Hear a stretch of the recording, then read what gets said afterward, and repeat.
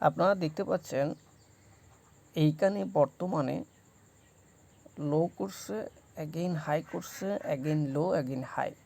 কিন্তু আপনি দেখেন এখানে আরএসআই কিন্তু হায়ার হাই করছে না।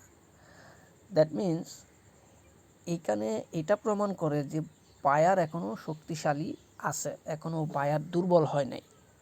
সো আপনাকে অপেক্ষা করতে হবে মার্কেট তার বাইং প্রেশারটা বলবৎ রাখতেছে কিনা, তার মধ্যে কোনো রকম দুর্বলতা আসতেছে কিনা, নাকি তার যে বাইং প্রেশার সেটা সে কন্টিনিউ করতেছে, এটা আপনাকে আইডেন্টিফাই করতে হবে।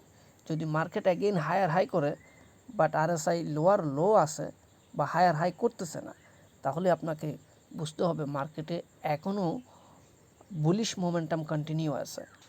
যদি দেখা যাচ্ছে মার্কেট লোয়ার লো ব্রেক করতেছে কিন্তু আরএসআই লোয়ার লো ব্রেক করতে পারছে না, আরএসআই নিচের দিকে কম যাচ্ছে কিন্তু প্রাইস বেশি নিচের দিকে যাচ্ছে, সেক্ষেত্রে আপনি সেলিং অপরচুনিটি খুঁজবেন। সেক্ষেত্রে বুঝতে পারবেন বায়ার সেলিং সাইডে কনভার্ট হয়ে গেছে, সেলিং প্রেশারে কনভার্ট হয়ে গেছে, সেল বেশি হইতে পারে। এটা আপনারা এভাবে আইডেন্টিফাই করবেন। ধন্যবাদ।